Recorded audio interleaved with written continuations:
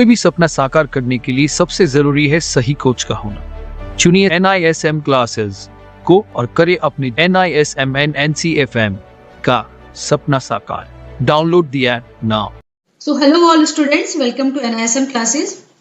So continue करते हैं NISM derivative 8 series exam के जो 100 इंपॉर्टेंट क्वेश्चंस की वीडियोस जो सीरीज हम लेके चल रहे हैं। अगर आपने चैनल को सब्सक्राइब नहीं किया है तो चैनल को सब्सक्राइब कर लीजिए और बेल आइकन को प्रेस कर लीजिए, जिससे कि आप तक जो भी NISM डेरिवेटिव के NISM क्लासेस के लेटेस्ट अपडेट है वो आपको टाइम टू टाइम मिलते रहें। राइट, तो सबसे पहले जो क्वेश्चन है क्वेश्चन नंबर 36 पर डिस्कस करते हैं, क्योंकि अभी क्वेश्चन नंबर 35 तक हम ऑलरेडी डिस्कस कर चुके हैं, सॉल्व कर चुके हैं MCQ। अगर आपने पुरानी वीडियोस देखनी है, पुराने क्वेश्चंस देखने हैं, तो आप हमारी NISM क्लासेस यूट्यूब चैनल का नाम है, उस पर जाके प्लेलिस्ट में जाइएगा। वहां पे डेरिवेटिव 8 सीरीज की जो भी वीडियो है वो सारी लेटेस्ट वहां पे बनी हुई है, आप वो वीडियोस देख सकते हैं। सारे MCQ क्वेश्चन आपको प्रीवियस वहां पे अवेलेबल हो जाएंगे। तो चलिए स्टार्ट करते हैं। क्वेश्चन नंबर है 36। अब क्वेश्चन नंबर 30, सबसे पहले बस आपको कोई भी क्वेश्चन आपको मिलता है तो पहले इसको क्वेश्चंस को आपको समझना है। क्वेश्चन 36 में क्या पूछा है? In a derivative segment, the initial margin is collected from the clearing member on a net basis, that is after netting all buy and sell position of all clients together. In a derivative segment, the initial margin is collected from the clearing member on a net basis, that is after netting all buy and sell position of all clients together. तो इसने statement मांग रहे हैं ये कि statement true है या फिर स्टेटमेंट फॉल्स है। तो सबसे पहले इनका जो मीनिंग है इसका ये है कि डेरिवेटिव सेगमेंट में जितना भी इनिशियल मार्जिन कलेक्ट किया जाता है क्लियरिंग मेंबर की तरफ से, वो सभी क्लाइंट्स का सारी पोजीशंस का एक साथ करते हैं या कैसे करते हैं वो, राइट। तो इसका जो आंसर होगा फॉल्स होगा, क्योंकि सभी क्लाइंट की जो पोजीशन है वो सेपरेटली केयर ऑफ होती है, सेपरेटली सेटल होती है। तो किसी भी क्लाइंट का जो भी मार्जिन है जो भी लिया जाता है वो सबकी उसकी आउटस्टैंडिंग के अकॉर्डिंग लिया जाता है, कितनी उसकी पोजीशन है, कितना उसने ट्रेड किया है। एक्सप्लेनेशन देख लेते हैं। In the derivative segment the client position can not be netted off against each other while calculating the initial margin. Margin for each client has to be paid separately as per his outstanding trade position. तो सबका अलग अलग outstanding होता है, सबकी trade position कितनी है उसके अकॉर्डिंग क्लाइंट से मार्जिन लिया जाता है। तो ये सबका अलग होता है, तो इसमें ध्यान रखना सभी क्लाइंट का एक साथ नहीं होता है। नेक्स्ट क्वेश्चन आता है question number 37। What happens to the unmatched portion of the order in an immediate or cancel order? आपने देखा जब ऑर्डर लगाते हो आपको IOC का भी इसमें ऑप्शन दिखता है, तो IOC का मतलब होता है इमीडिएट और कैंसिल ऑर्डर। क्या होता है अगर अनमैच्ड पोर्शन ऑर्डर अगर हमारा कैंसिल हो जाता है, नहीं हमारा एग्जीक्यूट होता है, तो उसमें क्या होगा? जो हमने अपना ऑर्डर लगवाया, आपने कोई ऑर्डर लगाया, वो मार्केट को अभी कुछ और रेट पे चला, आपने किसी और रेट पे लगा दिया है और IOC करके आपने इसको लगाया, तो क्या होगा आपका अगर ऑर्डर आपका एग्जीक्यूट नहीं होता है? तो उसमें क्या होगा? ये पूछ रहा है कि it will be added to the order book as a limit order, यानी कि ये ऐड हो जाएगा क्या लिमिट ऑर्डर की बुक में, या फिर it will be executed on the next trading day, the next day execute होगा, it will be executed the next 1 hour, या फिर अगले 1 घंटे में एग्जीक्यूट होगा, या वो इट विल बी कैंसल्ड होगा। तो इसका आंसर होगा इट विल बी कैंसल्ड, क्योंकि अगर हमारा ऑर्डर एग्जीक्यूट नहीं हुआ है, जो भी रेट हमने डाला है और IOC हमने कर दिया इमीडिएट ऑप्शन और कैंसिल ऑर्डर आपने किया है, तो आपका ऑर्डर वो या तो एग्जीक्यूट होगा, अदरवाइज ऑटोमेटिकली कैंसिल हो जाएगा। एक्सप्लेनेशन भी देख लीजिएगा एक बारी।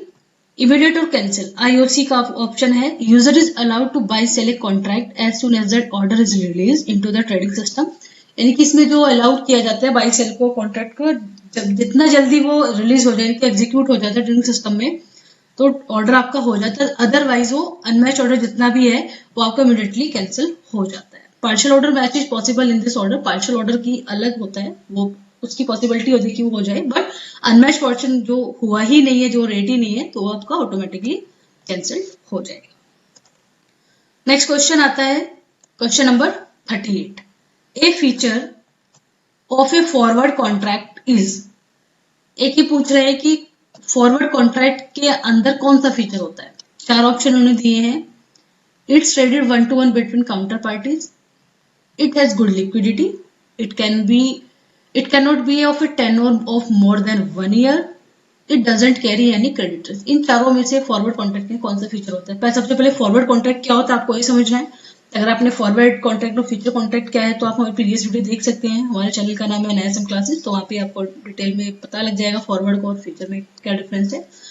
तो इसका जो राइट आंसर होगा, it is traded 1 to 1 between counter parties. First इसका है। ये क्यों है?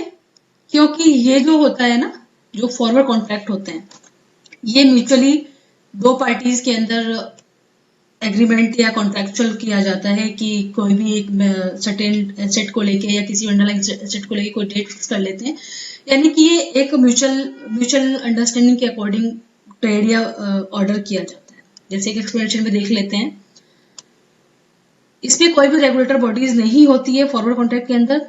Forward contract, it is contractual between agreement between 2 parties to buy sell an underlying asset as a certain future date for a particular price that is pre-decided on date of the contract। तो इसमें कोई regulator bodies नहीं होती, ये pre-decided होता है। सबका एक म्यूचुअल कॉन्ट्रैक्ट बनाया जाता है 2 पार्टीज के बीच में कि हम इतने डेट पे इतने टाइम में ये ऑर्डर या ये सौदा हमें बाय या सेल करना है। तो ये हमें ध्यान रखना है। फ्यूचर में सब कुछ रेगुलेटरी बॉडीज के अकॉर्डिंग प्री डिसाइडेड नहीं होता, सब कुछ वहाँ पे कस्टमाइज स्टैंडर्ड तरीके से होता है, तो वो उस पर रेगुलेटर बॉडीज के अंदर किया जाता है। एक्सपायरी के दिन एक्सपायरी होती है, ऑर्डर के क्या उसका रेट है, सब चीज उस पर डिसाइडेड होती है। क्वेश्चन नंबर नेक्स्ट आता है 39। What is an index future? What is an index future? Index future क्या है? इन्होंने 4 ऑप्शन दिए हैं। It is synthetic option, it is a cash market product, it is a derivative product, it is an option। Index future क्या है? It is a derivative product. Future में कभी index में हम जो ट्रेड करते हैं वो डेरिवेटिव के अकॉर्डिंग करते हैं, उसमें हम स्पॉट में ट्रेड नहीं कर सकते। तो इसका एक्सप्लेनेशन भी देख लीजिए। The future price of an index is drived from the spot या कैश प्राइस। स्पॉट जो बोला जाता है वो कैश प्राइस को बोला जाता है, तो आप कंफ्यूज मत होइएगा अगर कहीं पे स्पॉट दे देते हैं, कैश प्राइस देते हैं। स्पॉट का मतलब कैश प्राइस होता है। So index future is a derivative product. तो इस तरीके से आपको सारे क्वेश्चन समझने हैं, उनका आंसर आपको इसमें ही मिल जाएगा। अगर आपने क्वेश्चन को समझ लिया है तो आप इजिली ये एग्जाम क्लियर कर सकते हैं। तो अगर आपको एनरोल करना है तो आप हमारे वेबसाइट पे जाके भी एनरोल कर सकते हैं, और आपको कुछ डायरेक्टली डिस्कस करना है तो वीडियो के डिस्क्रिप्शन में आपको नंबर दिया गया है। आप व्हाट्सएप भी कर सकते हैं, कॉल भी कर सकते हैं। डायरेक्टली आप NISM क्लासेस के फैकल्टी से बात कर सकते हैं कि आपको कौन सा कोर्स ज्वाइन करना है, कैसे आपको उसको प्रिपेयर करना है, वो सब चीजें आपको टाइम टू टाइम बता दी जाएगी। आपको फ्री स्टडी मटेरियल चाहिए तो वो भी आपको प्रोवाइड हो जाएगा। आप बात कर सकते हैं डायरेक्टली टीम से। और आपका कुछ सजेशन है या आप कुछ पूछना चाहते हैं तो आप कमेंट सेक्शन में आप कमेंट भी कर सकते हैं, और आपको जरूर वहाँ पे रिप्लाई मिलेगा। और आपका सजेशन हमारे लिए बहुत इंपॉर्टेंट है, ताकि हम और अपडेट लेकर आए जिससे कि आपकी नॉलेज इंक्रीज हो। तो ये पॉपुलर कोर्सेज हैं, जैसे म्यूचुअल फंड डिस्ट्रीब्यूटर है, इक्विटी डेरिवेटिव सर्टिफिकेशन है, रिसर्च एनालिस्ट है, इन्वेस्टमेंट एजेंट, ये मोस्ट डिमांडिंग कोर्सेज हैं फाइनेंस इंडस्ट्री के अंदर। और म्यूचुअल फंड डिस्ट्रीब्यूटर सर्टिफिकेशन का अगर आपको कोर्स ज्वाइन करना है, एग्जाम करना है, तो एवरी मंडे हमारी क्लास शुरू हो जाती है मॉर्निंग में, और मॉर्निंग से लेके 8 बजे से 10 बजे तक का बैच होता है। ये वैरी करता है, कस्टमाइज भी हो जाता है। और एवरी वेंसडे इक्विटी डेरिवेटिव का चलता है, जिसमें 11 बजे से 1 बजे तक का होता है। अगर आपको और भी कोई टाइम सुटेबल है तो वो कस्टमाइज करके आप डायरेक्टली टीम से बात कर सकते हैं। तो तब तक के लिए बने रहिएगा।